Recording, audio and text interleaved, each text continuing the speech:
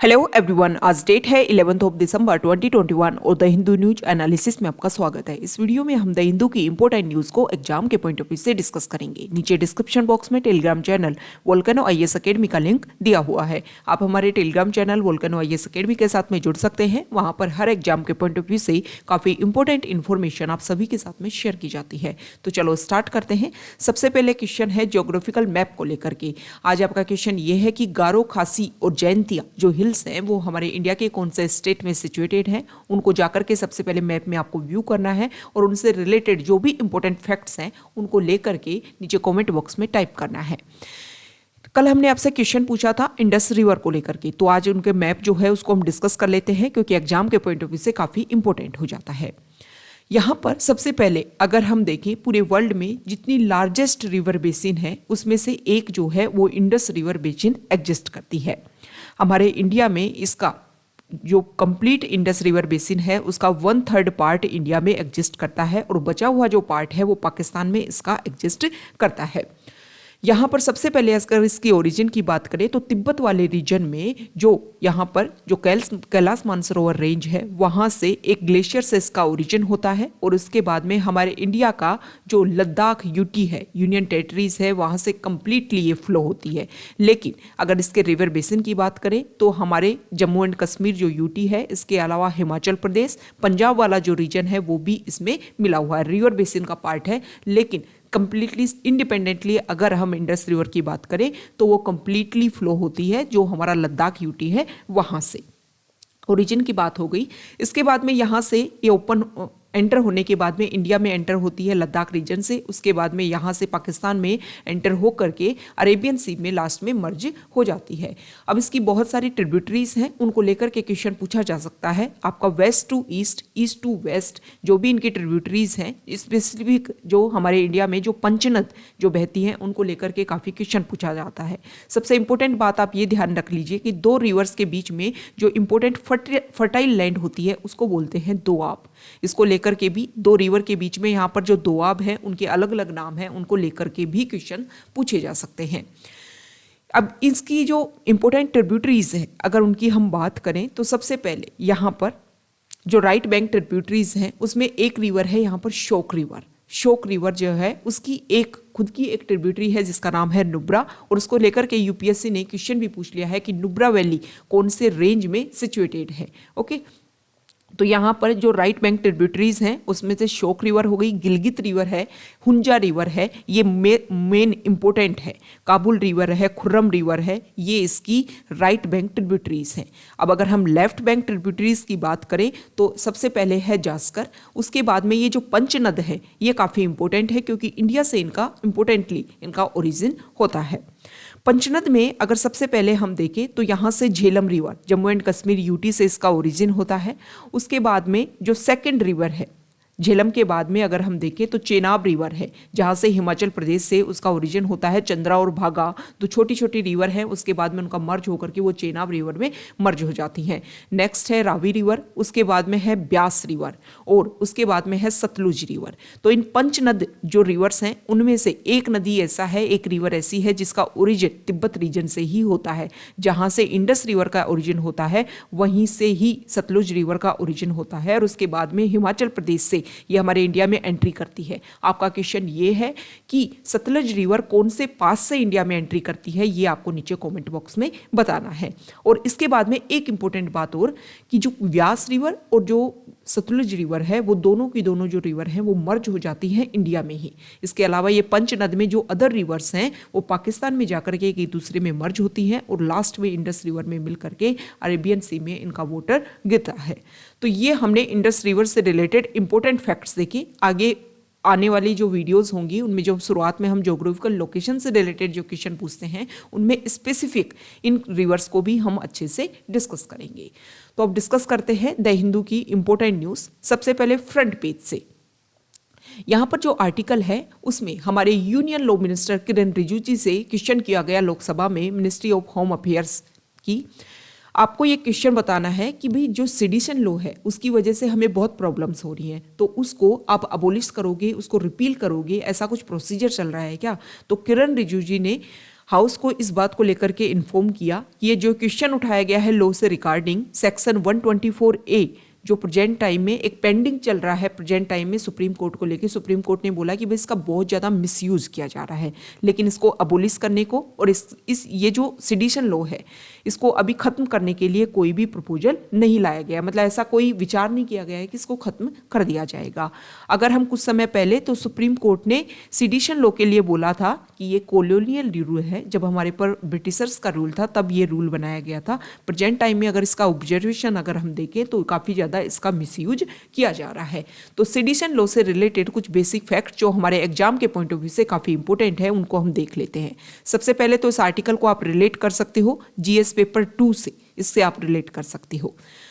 Indian constitution का important part है, उसमें कैसे कैसे इवोल्यूशन होने चाहिए, इन जो भी हमारे टॉपिक है हमारे सिलेबस के उनसे आप रिलेट कर सकते। प्रीलिम्स में भी फ्रीडम ऑफ स्पीच को लेकर के क्वेश्चन पूछा जा सकता है। सबसे पहले इस सेडिशन लॉ की अगर हम बात करें तो हमारा जो इंडियन पीनल कोड है उसका सेक्शन 124A में इसके बारे में बताया गया है।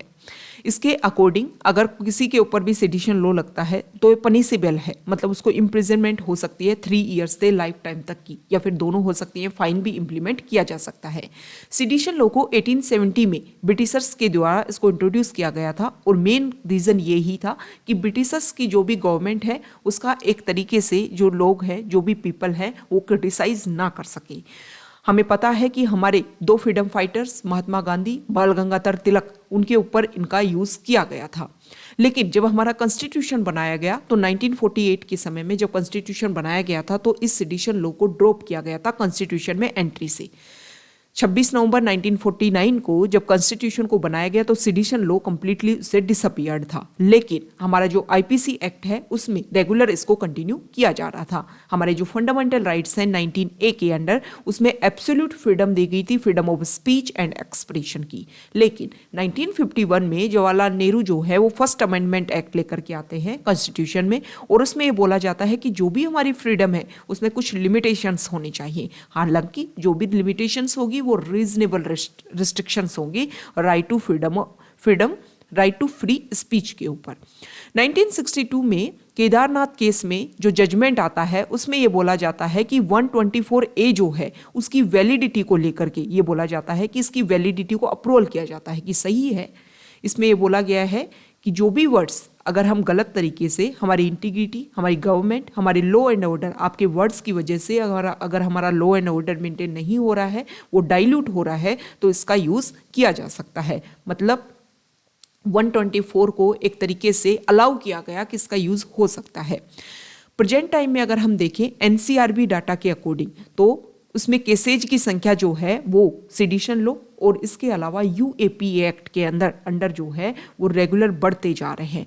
2019 के ये डाटा हैं, इसमें बताया गया है कि 3% तक हाइक देखने को मिलता है हर साल, लेकिन रेगुलर हाइक देखने को मिल रहा है इन एक्ट के अंडर जो भी केस रजिस्टर होते हैं। लेकिन अगर कन्विक्शन की बात करें, मतलब जो केस रजिस्टर होते हैं और कन्विक्शन में जो चेंज होते हैं उसमें रिजल्ट 3% है। मतलब एक तरीके से जो गवर्नमेंट है वो मिसयूज करती है जो भी ये लॉ है, जो भी एक्ट है। अब इसको लेकर के प्रॉब्लम क्या है? प्रॉब्लम ये है कि बहुत ही फ्रीक्वेंटली इसका यूज़ किया जाने लगा है। प्रेजेंट टाइम में अगर हम देखें तो हमारे जो FRs है, मतलब फंडामेंटल राइट्स हैं, उनको वायलेट करने के लिए उनको वायलेट किया जा रहा है एक तो। दूसरी बात यह है कि इसका बहुत ही फ्रीक्वेंट यूज़ होने लग गया है। कुछ भी बात होती है तो UAPA एक्ट या सेडिशन लॉ के अंडर चार्ज लगा दिए जाते हैं। इसकी वजह से जो भी एक्टिविस्ट है, जो भी कार्टूनिस्ट हैं, जो भी इंटेलेक्चुअल पर्सन्स हैं, उनको अरेस्ट कर लिया जाता है। वो जो भी क्रिटिसिज्म करते हैं अपनी तरफ से उनको गलत तरीके से ले करके और उनको अरेस्ट कर लिया जाता है। दूसरा, अगर जैसे कि कुछ सेक्शन को लेकर के स्पेसिफिक अगर फोकस करना हो तो उनको लेकर के भी जो अथॉरिटीज़ हैं वो भी इनका मिसयूज़ कर रही हैं। बहुत बार तो ऐसा होता है कि किसी इशू को किसी और इशू से रिलेवेंट करके, मतलब इररेलेवेंट तरीके से जोड़ करके इन एक्ट का यूज़ किया जा रहा है। इसीलिए प्रेजेंट टाइम में जो जुडिशरी है उन्होंने भी इसके ऊपर इंपॉर्टेंट स्टेटमेंट दिया है। और अगर दूसरी बात अगर हम बोलें तो प्रेजेंट टाइम में बहुत ज़्यादा आप भी देख रहे होगे, जब भी कुछ होता है, कहीं भी कुछ प्रॉब्लम हुई, नॉर्मल वायलेंस हुआ तो उसको यूएपी एक्ट के अंदर जो लोग हैं उनके ऊपर केस रजिस्टर कर देते हैं। अभी हमने त्रिपुरा में देखा था, वहाँ पर नॉर्मल कुछ इंसिडेंट होता है और यूएपी एक्ट के अंडर जो लोग हैं जर्नलिस्ट स्पेसिफिक हमने देखा था कि उनके ऊपर इस तरीके के चार्ज लगा दिए गए थे। तो इसी को लेकर के कंट्रोवर्सी हो रही है कि यूज़ किया जाए, अच्छी बात है, हमारी जो पब्लिक ऑर्डर है उसको मेंटेन किया जाए, लॉ एंड ऑर्डर को मेंटेन करना बहुत ज़रूरी है, लेकिन अगर मिसयूज़ होता है तो फिर वो गलत है, क्योंकि आपके इससे जो फंडामेंटल राइट्स हैं, स्पेसिफिक जो ह्यूमन राइट्स है, वो इससे काफ़ी ज़्यादा डाइल्यूट होते हैं। तो ये सिटीजन लॉ के बारे में हमने बेसिक फैक्ट्स देखा, प्रीलिम्स और मेंस के पर्सपेक्टिव से किस तरीके से इंपॉर्टेंट है ये डिस्कस किया। नेक्स्ट इंपॉर्टेंट न्यूज़ है, कल भी हमने डिस्कस किया था, यूएस के प्रेसिडेंट मिस्टर बाइडेन कि डेमोक्रेसी जो है वो किस तरीके से हम आगे आने वाली जो हमारी जनरेशन है उसको हम सौंपें, उनके साथ में क्या इसमें नए चेंजेस हों, इस तरीके से हमें वर्क करना चाहिए। तो यूएस के प्रेसिडेंट मिस्टर बाइडेन ने एक मीटिंग बुलाई है और इसमें 100 कंट्रीज़ के जो रिप्रेजेंटेटिव हैं, बहुत सारे इंडिपेंडेंट पर्सन हैं, सिविल सोसाइटी ग्रुप्स हैं, उन सभी को इनवाइट किया वर्चुअली कि आप अपने अपने जो भी स्टेटमेंट है वो यहाँ रखिए। इससे हम क्या बनाएंगे, एक स्ट्रेटजी बनाएंगे। 1 ईयर बाद में हम मुलाकात करेंगे और देखेंगे कि हमने जो स्ट्रेटजी बनाई थी उसके ऊपर किस तरीके से वर्क हुआ था। जैसे कि प्रेजेंट टाइम में क्लाइमेट चेंज को लेकर के हो रहा है। शुरुआत में जब स्टार्ट होने लगा 1992 के समय में पहली मीटिंग होती है और उसको अर्थ समिट के नाम से बोलते हैं, उसमें यही डिस्कशन स्टार्ट हुआ था कि किस तरीके से क्लाइमेट को प्रोक्योर करना है। सेम इसी तरीके से डेमोक्रेसी जो है वो काफ़ी एक वैल्यूएबल थिंग है और उसको हमें सरपास अगर नेक्स्ट जनरेशन तक करना है तो इन सारी चीज़ों के ऊपर फोकस करना होगा। अब इसमें ये जो आर्टिकल है इसमें हमारे prime minister mister Narendra Modi ने जो भी अपने स्टेटमेंट रखे उसको लेकर के यहाँ पर बताया गया है। हमारे प्राइम मिनिस्टर ने ये बात बोला कि प्रेजेंट टाइम में अगर हम देखें, अगर हमें डेमोक्रेसी को मेंटेन करना है तो 2 ऐसी चीज़ें हैं जैसे कि सोशल मीडिया और क्रिप्टो करेंसी, इन दोनों का हमें डिजिटल सॉल्यूशन लेकर के आना होगा। अपने एक्सपीरियंस के थ्रू पर इनको एक तरीके से चेंज करना होगा, इनमें कुछ ऐसी चीज़ें लानी होगी ताकि इसका मिसयूज ना हो करके इसका बहुत ही यूजफुल तरीके से इसको हम नेक्स्ट जनरेशन तक सौंप सके। इसके अलावा उन्होंने बोला कि डेमोक्रेसी को पाने के लिए हर एरिया में, अगर हम पूरे ग्लोबली लेवल पर देखें तो डेमोक्रेसी को लास्ट में डेमोक्रेसी टारगेट है, लेकिन उसको अचीव करने के लोगों को अलग अलग पाथ रहे हैं। इन सभी पाथ का हमें स्टडी करनी चाहिए और जो भी इसमें बेस्ट क्वालिटीज़ हैं उन सभी को हमें इंसर्ट करनी चाहिए अपने अपने जो भी हमारा प्रोसीजर है उस सभी में। ये उन्होंने स्टेटमेंट दिया। इसके अलावा उन्होंने इंडिया की तारीफ करते हुए बोला कि हमारे इंडिया में 2500 साल पहले से डेमोक्रेसी थी। हालांकि हमारे ऊपर जो ब्रिटिशर्स का रूल रहा उस समय हमें कर्ब किया गया, एक तरीके से ऑटोक्रेसी हमारे यहाँ पर रही, लेकिन उसके बाद में जब हम इंडिपेंडेंट हुए तो प्रेजेंट टाइम में 75 ईयर्स हम नेक्स्ट ईयर कंप्लीट करेंगे अपनी इंडिपेंडेंस के, और हम रेगुलर बिना किसी बाधा के, बिना किसी हर्डल के हमारी डेमोक्रेसी जो है उसको रेगुलर फॉलो कर रहे हैं। इसके अलावा ये भी बोला गया कि डेमोक्रेसी को मेंटेन करने के लिए बहुत सारी डेमोक्रेटिक प्रैक्टिसेस और सिस्टम जो हैं उनको हमें कॉन्स्टेंटली इम्प्रूव करना है, जैसे कि हमें continuously enhance inclusion, transparency, human dignity, responsive grievance redressal and decentralisation of power, इनके ऊपर फोकस करना होगा। उन्होंने बोला कि लिच्छवी जब हमारे यहाँ पर रूल था, मतलब लास्ट एंशियंट टाइम की बात कर रहे हैं, उसके बाद में लेट वैदिक और बुद्धिस्ट पीरियड की अगर हम बात करें तो हमारे यहाँ पर डेमोक्रेसी काफ़ी ज़्यादा फ्लोरिश हुई। उसके बाद में जो अर्ली मिडिवल पीरियड है वो रेगुलर अर्ली मिडिवल पीरियड तक हमारे यहाँ पर डेमोक्रेसी रेगुलर चलती रही। कुछ टाइम तक हमारे यहाँ पर जो हर्डल्स है वो क्रिएट हुई, लेकिन प्रेजेंट टाइम में भी हमारी जो डेमोक्रेटिक ट्रेडिशंस हैं उनको रेगुलर हम फॉलो कर रहे हैं। हमने ये कल भी ये देखा था कि यूएस जो है वो अपनी तरफ से बहुत सारा मनी प्रोवाइड करेगा ताकि कंप्लीट वर्ल्ड लेवल पर जहाँ पर भी डेमोक्रेसी को रेगुलर तरीके से या फिर इंडिपेंडेंट तरीके से इसको फॉलो करना चाहते हैं तो उन लोगों को free and independent media, fighting corruption, strengthening democratic reforms, advancing technology for democracy and defending free and fair elections, इन सभी के लिए ये पैसा दिया जाएगा। ये प्रेसिडेंशियल इनिशिएटिव है फॉर डेमोक्रेटिक रिन्यूअल। तो डेमोक्रेसी को लेकर के भी डिस्कशन प्रेजेंट टाइम में चल रहा है, ये हमारे एग्जाम के पॉइंट ऑफ व्यू से इंपॉर्टेंट है। एक स्टेटमेंट उन्होंने दिया है हमारे प्राइम मिनिस्टर ने, काफ़ी इंपॉर्टेंट हो जाता है। अगर डेमोक्रेसी की डेमोक्रेसी को लेकर के ऐसे आता है यूपीएससी में या फिर अदर स्टेट जो हमारी पीएससी होती है वहाँ पर भी अगर ऐसे पूछा जाता है डेमोक्रेसी को लेकर के, तो ये काफ़ी इंपॉर्टेंट डेफिनेशन उन्होंने दी है डेमोक्रेसी की। अब तक हमने क्या डेफिनेशन पढ़ी? Democracy is of the people, by the people, for the people, ये हमने पढ़ी। उसमें उन्होंने 2 वर्ड्स और इंक्लूड किए हैं। Democracy is not only of the people, by the people, for the people, but also with the people and with in the people. ये काफ़ी उन्होंने इंपॉर्टेंट कुछ वर्ड्स इंक्लूड किए हैं ये, और एक तरीके से नई डेमोक्रेसी की एक नई स्टेटमेंट, एक नई डेफिनेशन देने की कोशिश की है। नेक्स्ट इंपॉर्टेंट आर्टिकल, यहाँ पर जो आर्टिकल है वो दिल्ली में जो पोल्यूशन लेवल है उसको लेकर के है। सुप्रीम कोर्ट ने ये बोला कि हमने जो भी रिस्ट्रिक्शंस लगाई, जो भी हमने वर्क या पोल्यूशन को लेवल करे, उससे ये लग रहा है कि प्रेजेंट टाइम में जो दिल्ली में पोल्यूशन का जो लेवल है वो काफ़ी कम हो रहा है। जो भी हमारा air centres air quality commission है उसको लेकर के क्वेश्चन पूछा था सुप्रीम कोर्ट ने कि भाई आप क्या काम कर रहे हो, आपके पास में पावर है, आप काम कर सकते हो, आपके पास में पूरे डाटाज होते हैं, उनका यूज़ किया जा सकता है। तो उसको लेकर के बहुत सारी चीज़ें की गई थी, जैसे कि दिल्ली सरकार ने वहाँ की जो भी एजुकेशनल इंस्टीट्यूशंस हैं उनको बंद कर दिया था। वहाँ पर जो भी इस तरीके के इंफ्रास्ट्रक्चर या डेवलपमेंट इंडस्ट्री जो चल रही थी उनको बंद कर दिया गया था, जिसमें कंस्ट्रक्शन और फैक्ट्रीज भी शामिल थी। अब इसको लेकर के हमारे सुप्रीम कोर्ट ने बोला है कि धीरे धीरे इनको रिलैक्सेशन दिया जा सकता है, क्योंकि प्रेजेंट टाइम में जो राइस को लेकर के जो भी इंडस्ट्री हैं उनका वर्क काफ़ी जोरों पर है। इसके अलावा जो शुगर के इंडस्ट्रीज हैं उनका भी काफ़ी ज़्यादा वर्क है, तो इनको हम रिलैक्सेशन दे सकते हैं। तो पहले भी वैसे कुछ इसमें रिलैक्सेशन देने की कोशिश की गई थी कि हमारे दिल्ली के आसपास एरिया में जो भी हमारे, एक सेकेंड यहाँ देखिए, प्रेजेंट टाइम में पैडी सीजन जो है वो ऑन है। इसके अलावा जो शुगर मैन्युफैक्चरर्स हैं उनको भी कुछ रिलैक्सेशन दिए गए थे कि इनका आप ही यूज़ कर सकते हो। 300 किलोमीटर की जो रेडियस है दिल्ली की, उसमें जो थर्मल प्लांट्स हैं उसमें प्रीवियस हियरिंग में भी ये बोला था कि इनको रेगुलेटेड रख सकते हो, लेकिन 11 प्लांट्स हैं हमारे यहाँ पर जिसमें 5 ही फंक्शनल थे, कुछ को बंद कर दिया गया था। अब प्रेजेंट टाइम में बोला जा रहा है कि जो भी एंटी पोल्यूशन हमने मेजर्स लिए उनके बेसिस पर हमने ये माना कि पोल्यूशन को हम कर्ब कर पाए हैं, तो दोबारा से क्या कर सकते हैं, आप इसे रेगुलर कर सकते हो।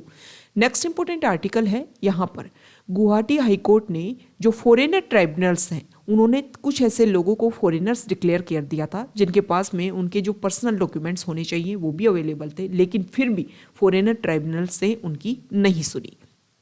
तो उसको लेकर के जो गुवाहाटी हाई कोर्ट ने उन्होंने उन 3 लोगों को लेकर के जो भी ऑर्डर दिए थे फॉरेनर ट्राइब्यूनल्स ने उनको खारिज कर दिया है। अब ये फॉरेनर ट्राइब्यूनल्स क्या होते हैं? असम वाले रीजन में हमने 2019 के टाइम में एक बात देखी थी कि एनआरसी एक रजिस्टर मेंटेन किया गया है, उसमें ऐसे लोग जो मतलब एक डेट डिसाइड की गई थी 1971 की कि 25 मार्च 1971 के बाद में जो लोग हमारे इंडिया में एंट्री किए हैं उनको फॉरेनर्स डिक्लेयर किया जाएगा। अब इसके बेसिस पर क्या होगा, उनसे पूछा गया कि आप अपने डॉक्यूमेंट्स, आपके जो भी पूर्वज यहाँ पर रहते थे उन सभी को लेकर के आपके पास में जो जो डॉक्यूमेंट्स है वो सबमर्ज करवाओ। उसके बेसिस पर बहुत सारे लोगों को लेकर के एक लिस्ट निकाली गई थी और उसमें ये बोला गया था कि आपके पास डॉक्यूमेंट्स नहीं है, आपको फॉरेनर्स डिक्लेयर किया जाता है। लेकिन उन लोगों को एक सुविधा दी गई थी कि भाई आप जो है वो फॉरेनर ट्राइब्यूनल्स कुछ स्टेब्लिश की जाएंगी और उनमें जाकर के अपने डॉक्यूमेंट्स दिखा करके आप इस लिस्ट से बाहर हो सकते हो। अब कुछ ऐसे लोग जिनको लेकर के परेशानी हो रही है, बहुत सारे वहाँ पर इस तरीके के केसेस सामने आ रहे हैं कि इलीगल तरीके से उनके पास में प्रॉपर डॉक्यूमेंट्स हैं लेकिन फिर भी उन लोगों को बाहर रखा गया। तो ये फॉरेनर ट्राइब्यूनल जो है वो हमारे एग्जाम के पॉइंट ऑफ व्यू से इंपॉर्टेंट हो जाती है। इसके बारे में हम कुछ बेसिक फैक्ट्स देख लेते हैं। सबसे पहले तो फॉरेनर ट्राइब्यूनल जो है इस आर्टिकल को आप रिलेट कर सकते हो जीएस पेपर 2 से। गवर्नमेंट की जो भी पॉलिसीज हैं, जो भी इंटरवेंशंस हैं जिनकी वजह से वेरियस सेक्टर्स में हम डेवलपमेंट करते हैं, इस आर्टिकल से, इस टॉपिक से आप इसको रिलेट कर सकते हो। फॉरेनर ट्राइब्यूनल्स होती क्या है? फॉरेनर ट्राइब्यूनल जो है वो एक क्वासी जुडिशियल बॉडीज होती है और फॉरेनर ट्राइब्यूनल ऑर्डर 1964 के अंडर इसको एस्टेब्लिश किया जा सकता है।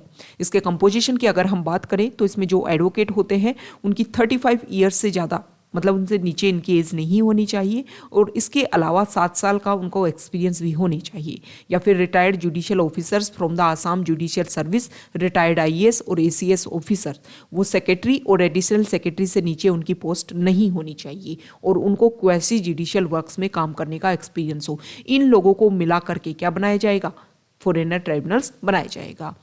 कौन सेटअप कर सकता है? सेटअप पहले जो मिनिस्ट्री ऑफ होम अफेयर्स था, मतलब सेंट्रल गवर्नमेंट के पास में पहले ही पावर होती थी, लेकिन बाद में इसको अमेंड किया गया फॉरेनर ट्राइब्यूनल्स ऑर्डर 1964 को, और इसमें डिस्ट्रिक्ट मजिस्ट्रेट जो है ऑल स्टेट्स में और यूनियन टेरिटरीज में उनको एम्पावर किया गया कि आप ट्राइब्यूनल्स क्वासी जुडिशियल बॉडीज को क्या कर सकते हो? एस्टेब्लिश कर सकते हो, ताकि हमारे इंडिया में जो भी लोग इलीगली रह रहे हैं उनको वो फॉरेनर हैं या नहीं ये डिक्लेयर जल्दी से जल्दी किया जा सके।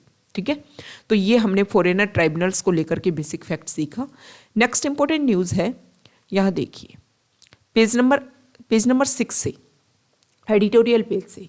अभी हमने देखा कि फार्मर्स ने ये डिक्लेयर कर दिया कि भाई हम जो प्रोटेस्ट चल रहे थे रेगुलर उसको हम बंद करने की बात करते हैं, लेकिन इस आर्टिकल में ये बोला गया है कि बहुत सारी प्रॉब्लम्स, भले ही इसमें हमारी सरकार जीती, हमारी गवर्नमेंट जीती या फार्मर्स जीते, कोई भी जीता, किसकी हार हुई ये बात मायने नहीं रखती। मायने ये रखती है कि कुछ ऐसी प्रॉब्लम्स थी, कुछ ऐसी हर्डल्स थी जो बिल्कुल बेसिक लेवल पर हमारे जो इंफ्रास्ट्रक्चर है, हमारी जो भी प्रेजेंट टाइम में एग्रीकल्चर जो पैटर्न है उनको इफेक्ट करने वाली हो सकती थी, उनमें चेंजेस होने की बात हो सकती थी। लेकिन हमने ये देखा कि जब फार्म लॉज बनाए गए तब विदाउट डिस्कशन उनको पास कर दिया गया, अब उनको रिपील किया गया तब उनको विदाउट डिस्कशन पास कर दिया गया। फार्मर्स ने अपनी कुछ डिमांड रखी है। एक तो उन्होंने एमएसपी को लेकर के कि हमारी मिनिमम सपोर्ट प्राइस दिया जानी चाहिए और हर क्रॉप के लिए दी जानी चाहिए। गवर्नमेंट ने बोला भी है कि इसके ऊपर वर्क किया जाएगा, लेकिन कुछ बेसिक प्रॉब्लम्स जैसे कि हमारे यहाँ पर इंडिया में बहुत ज़्यादा जो हमारा ग्राउंड वाटर लेवल है उसको एक तरीके से एक्सट्रैक्ट किया जा रहा है, जिसकी वजह से ग्राउंड वाटर लेवल जो है वो डिक्रीज होता जा रहा है और बहुत सारी परेशानी, क्योंकि हम जब इरिगेशन ज़्यादा इंक्रीज कर देते हैं तो हमारी सॉइल की जो फर्टिलिटी है वो काफ़ी क्या हो जाती है? कम हो जाती है, डिमिनिश हो जाती है। तो इन सारी प्रॉब्लम्स के ऊपर भी हम वर्क कर सकते थे। जो हमारे क्रॉप पैटर्न है उसके ऊपर हम डिस्कशन कर सकते थे कि कुछ ऐसी पैटर्न को हम फॉलो करें ताकि जो प्रॉब्लम्स हैं उनको सॉल्व किया जा सके। इनके ऊपर अगर डिस्कशन होता, ये जो इतने लंबे टाइम तक प्रोटेस्ट हुआ, अगर इसका पॉजिटिव हम बेनिफिट देखें तो बहुत सारी प्रॉब्लम्स हैं जिनके ऊपर भी सॉल्यूशन की जरूरत है। Next important article page number 8 से, यहां पर सबसे इंपॉर्टेंट आर्टिकल जो है पेज नंबर 8 से, एक सेकेंड, कुछ नेट इश्यू है।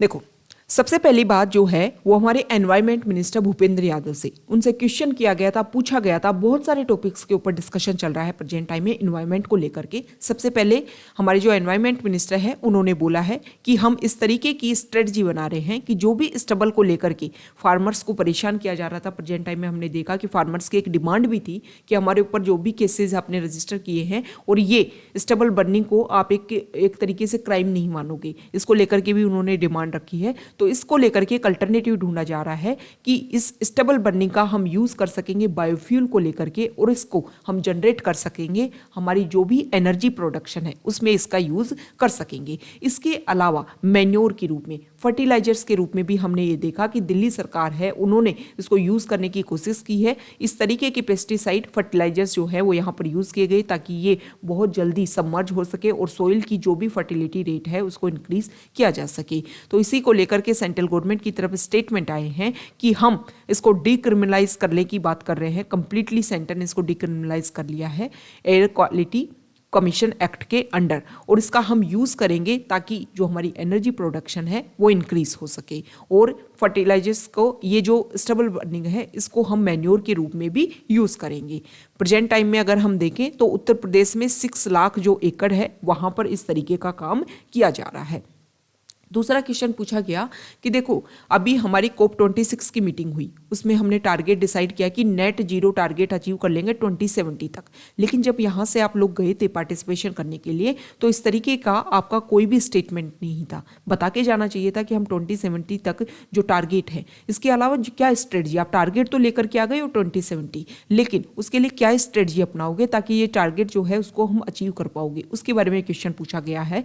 इसके अलावा क्वेश्चन और भी पूछे गए हैं कि पाम ऑयल मिशन, हमने ये देखा कि हमारी जो गवर्नमेंट है वो कंसीडर कर रही है नॉर्थ ईस्ट वाला रीजन, हमारा अंडमान एंड निकोबार वाला जो आइलैंड है वहाँ पर, कि पाम ऑयल का हम क्या कर सके, फ्लोरिश कर सके, ताकि हमारा जो भी ऑयल का प्रोडक्शन है वो इंक्रीज हो सके, उसमें हम इंडिपेंडेंट हो सके इंडिया अदर कंट्रीज़ के ऊपर, जो हमारी एक तरीके से फोकस है वो कम किया जा सके, इंपोर्ट हम कम करें और जो एक्सपोर्ट है उसको भी अगर ना करें तो इंडिया खुद के ऊपर डिपेंडेंट हो सके। तो इन क्वेश्चंस को, इस तरीके के क्वेश्चंस पुट ऑन किए गए हैं। इनके जो आंसर्स हैं वो आने वाला जब सेशन चल रहा है उसमें धीरे धीरे जो हमारे एनवायरनमेंट मिनिस्टर हैं वो इन क्वेश्चंस के भी आंसर देंगे। नेक्स्ट क्वेश्चन ये है, यहाँ पर देखो ह्यूमन राइट्स डे था, उसके सेलिब्रेशन के ऊपर हमारे जो प्रेसिडेंट हैं उन्होंने कुछ इंपॉर्टेंट स्टेटमेंट दिए कि प्रेजेंट टाइम में जो क्लाइमेट जस्टिस है वो एक इंपॉर्टेंट राइट है और उसके ऊपर डिबेट होनी चाहिए। जो हमारी आने वाली जो भी जनरेशन्स हैं उनको इस तरीके के ये सारे जो राइट प्रेजेंट टाइम में हम कंज्यूम कर रहे हैं वो आने वाली जो हमारी जनरेशन है उन तक भी ट्रांसफ़र हो सके। यहाँ पर जो आर्टिकल है वो United nation general assembly has conferred observer status on the international solar alliance. ठीक है, यूनाइटेड नेशन जनरल असेंबली ने बोला है कि एज ए ऑब्जर्वर स्टेटस उन्होंने गेन किया है इंटरनेशनल सोलर अलायंस को लेकर के। हमें पता है कि COP21 की जो मीटिंग हुई थी तो इंडिया और फ्रांस ने इनिशिएटिव स्टार्ट किया था ताकि सोलर एनर्जी के ऊपर हम ज़्यादा डिप्लॉय कर सके और एक तरीके से हमारी जो भी एनर्जी प्रॉब्लम्स हैं उनका हम ईजिली सॉल्यूशन दे सके। ये सारा इंफ्रास्ट्रक्चर डेवलप किया गया। इसमें ये कोशिश किया गया था कि ट्रॉपिक ऑफ कैंसर से ट्रॉपिक ऑफ कैप्रिकॉर्न के बीच में जो कंट्रीज़ हैं वो ज़्यादा से ज़्यादा फोकस करें अपने ऊपर यहाँ पर इंफ्रास्ट्रक्चर डेवलप करने का, ताकि वहाँ पर हमें पता है कि ट्रॉपिक ऑफ कैंसर से ट्रॉपिक ऑफ कैप्रिकॉर्न के बीच में जो भी सनराइज होती हैं वो कभी ना कभी डायरेक्ट गिरती हैं, जिसकी वजह से एनर्जी प्रोडक्शन का काफ़ी यूज़ किया जा सकता है सोलर रेज का। तो इसको लेकर के TS त्रिमूर्ति जो यूनाइटेड नेशन एम्बेसडर है हमारी इंडिया की तरफ से, उन्होंने परमानेंट रिप्रेजेंटेटिव ऑफ इंडिया जो हैं TS त्रिमूर्ति, उन्होंने एक तरीके से उनका अभिवादन किया है यूनाइटेड नेशन का कि इस तरीके से अब यूनाइटेड नेशन का अगर इंक्लूजन हो जाता है इंटरनेशनल सोलर अलायंस में तो इससे क्या होगा, बहुत ही बेहतरीन रिजल्ट सामने आएगा। कंट्रीज़ को जो है इंक्लूजन जो है और इस स्टेटमेंट इंटरनेशनल सोलर अलायंस जो हम टारगेट स्टार्ट किए थे, जो हमने ये ऑर्गेनाइजेशन स्टार्ट किया था, इसके ऊपर और भी ज़्यादा अच्छे तरीके से फोकस किया जा सकता है। यूनाइटेड नेशन में इसको लेकर के डिस्कशन हो सकता है, बहुत सारी पॉइंट्स के ऊपर इसके ऊपर काम किया जा सकता है। Next important article page number 10 से कुछ इंपॉर्टेंट डाटाज हैं जिनको लेकर के सबसे पहले जो डाटा है वो यहाँ पर क्वेश्चन पूछा गया था हमारे जो मिनिस्टर हैं उनसे कि कोविड के दौरान हमने देखा कि जो न्यूट्रिशन की कमी है वो बच्चों में बहुत ज़्यादा देखने को मिली, क्योंकि आंगनवाड़ीज़ बंद रही, स्कूल जो है वो बंद रही, मिड डे मील स्कीम के तहत जो बच्चों को न्यूट्रिशन मिलना चाहिए था वो नहीं मिल पाया। लेकिन जो हमारे मिनिस्टर हैं उन्होंने डायरेक्ट आंसर ना देते हुए अपनी तरफ से उन्होंने बोला कि जो आंगनवाड़ी वर्कर्स हैं और जो हेल्पर्स हैं वो लोकल एडमिनिस्ट्रेशन का काफ़ी हेल्प कर रही हैं कम्युनिटी सर्विलेंस में, अवेयरनेस क्रिएट करने में, और भी बहुत ऐसे काम टाइम टू टाइम काम किए जा रहे हैं ताकि इस तरीके का काम किया जा सके। हालांकि जो आंगनवाड़ीज़ है वो कोविड-19 की वजह से बंद रही थी और इसका इम्पैक्ट भी देखने को मिला, लेकिन आंगनवाड़ी को बंद किया गया था पेंडेमिक की वजह से, इस वजह से इसका इफेक्ट देखने को मिला। हालांकि प्रेजेंट टाइम में दोबारा से इनको ओपन किया जा रहा है और धीरे धीरे इनके ऊपर फोकस किया जा रहा है कि जो भी न्यूट्रिशन लेवल है वो सपोर्ट किया जा सके, जो भी बेनिफिशियरीज है उनको कंटिन्यूअस न्यूट्रिशन सपोर्ट इंश्योर किया जा सके। Anganwadi workers and helpers distributed supplementary nutrition at the door step of beneficiaries 1 in 15 days during COVID-19 as all anganwadi centres across the country were close to limit the impact of the pandemic. COVID के दौरान भी हमने देखा कि जो भी anganwadi workers हैं और हेल्पर्स हैं उन्होंने डोर टू डोर जाकर के ये भी न्यूट्रिशन है वो प्रोवाइड करवाने की कोशिश की। लेकिन कुछ पेपर पब्लिश हुए, जैसे जुलाई 2021 में ब्रिटिश जर्नल नेचर में ये सस्किया ओसेंड्राप, उन्होंने एक माइक्रो न्यूट्रिएंट फोरम है, उन्होंने ये बात बोली कि देखो हमारे इंडिया की अगर हम बात करें तो ग्रोस नेशनल इनकम जो है उसका प्रेडिक्शन किया गया कि डिक्लाइन हुई है। 118 कंट्रीज़ में ये डिस्कशन हुआ, ये स्टडी हुई और इसमें कंपैरिजन किया गया 2019 से 2022, मतलब इस कंपैरिजन में कि इसमें जो चिल्ड्रन हैं, जो 5 साल के जो बच्चे हैं उनमें क्या इंप्रूवमेंट या क्या डिक्रीज देखने को मिला। तो इसमें देखने को मिला कि 5 साल से छोटी उम्र के जो बच्चे हैं उसमें जो वेस्टिंग है वो 9.3 मिलियन लोग बच्चों में और ज़्यादा इंक्रीज हो गया और 2.6 मिलियन बच्चे ऐसे हैं जिनमें स्टंटेड जो है वो इंक्रीज हो गया। एडिशनल डेथ्स की अगर हम बात करें 5 साल से छोटे बच्चे तो वो भी इंक्रीज देखने को मिली है। इसके अलावा नेशनल फैमिली हेल्थ सर्वे में भी ये डाटा देखने को मिले हैं कि कोविड-19 की वजह से जो डिफ़िकल्टीज़ है वो काफ़ी ज़्यादा इंक्रीज हो गई हैं और जो भी प्रॉब्लम है न्यूट्रिशन लेवल है या और भी अगर हम देखें तो इस तरीके की प्रॉब्लम हमें सामने देखने को मिली है। नेक्स्ट इंपॉर्टेंट आर्टिकल है बेटी बचाओ बेटी पढ़ाओ को लेकर के। इसमें जो कमेटी है पार्लियामेंट्री कमेटी, उन्होंने बोला है कि इसमें ज़्यादातर जो पैसा है, जितना भी पैसा फंड डिक्लेयर किया गया इस स्कीम के अंडर, उसमें 80% जो फंड है वो मीडिया कैंपेन्स में खर्च हुआ है। मतलब जो ग्राउंड लेवल पर इंप्लीमेंट होना चाहिए था वो नहीं हो पाया है। तो पार्लियामेंट्री कमेटी ने बोला है कि भाई अपनी गवर्नमेंट को अपनी जो भी स्ट्रेटजी है उसको रिवाइज करने की जरूरत है। इसके अलावा इसमें ये भी बोला गया है कि देखो, हालांकि ये जो पैसा खर्च हुआ है मीडिया कैंपेन्स में, इससे अवेयरनेस बहुत ज़्यादा आई है। लोगों को ये लगने लगा है कि जो गर्ल चाइल्ड है वो भी एक इम्पोर्टेंट रोल प्ले करती है फैमिली में, कम्युनिटी में, सोसाइटी में। तो उसको लेकर के जब अवेयरनेस इंक्रीज होगी, हालांकि ये पैसा जो खर्च हुआ है वो मीडिया कैंपेन्स पे हुआ है, लेकिन अवेयरनेस क्रिएट होने से इसके बेहतरीन रिजल्ट आने वाले टाइम में देखने को मिलेंगे। बेटी बचाओ बेटी पढ़ाओ को लेकर के अगर हम कुछ बेसिक फैक्ट्स देखें तो इसको आप रिलेट कर सकते हो इस आर्टिकल को वीमेन रिलेटेड इश्यूज से और गवर्नमेंट की पॉलिसी जो हमारा टॉपिक है उससे भी। बेटी बचाओ बेटी पढ़ाओ जो है वो जनवरी 2015 में इसको शुरुआत की गई थी इस स्कीम की और इसका मेन काम ये था कि जेंडर क्वालिटी को, हम जेंडर इक्वलिटी को प्रमोट कर सके और एजुकेटिंग जो गर्ल्स हैं उनकी सिग्निफिकेंस को इंक्रीज किया जा सके। चाइल्ड सेक्स रेशियो को इंप्रूव करने के लिए भी इसमें टारगेटेड किया गया था। 3 मिनिस्ट्रीज मिलकर के अपने एफर्ट्स लगा रही थी, जिसमें ministry of women and child development, health and family welfare, human resource development. Significance ये है कि 1961 से अगर हम देखें तो चाइल्ड सेक्स रेशियो इंडिया में डिक्लाइन ट्रेंड पे है। 1991 में 945 मतलब 1000 बॉयज़ के ऊपर 945 गर्ल्स थी। 2001 में 927 रह गई और 2011 में 918 ही रह गई। इस तरीके से जो ये डिक्रीज देखने को मिला, ये काफ़ी प्रॉब्लमेटिक होने वाला है आने टाइम में। तो इसी को इंक्रीज करने के लिए, ताकि जो भी ऐसे डायग्नोस्टिक टूल्स जिनका यूज़ किया जाता है गलत तरीके से, सेक्स सिलेक्टिव जो भी प्रोसीजर है उनको एलिमिनेट करने के लिए, ताकि जो गर्ल्स हैं उनका रेशियो इंक्रीज हो सके। ठीक है, चाइल्ड सेक्स रेशियो क्या होता है? 1000 बॉयज़ के ऊपर जो गर्ल्स के नंबर होते हैं उसको बोलते हैं चाइल्ड सेक्स रेशियो, और उसमें 0 से 6 साल तक के जो बच्चे होते हैं उनको इंक्लूड किया जाता है।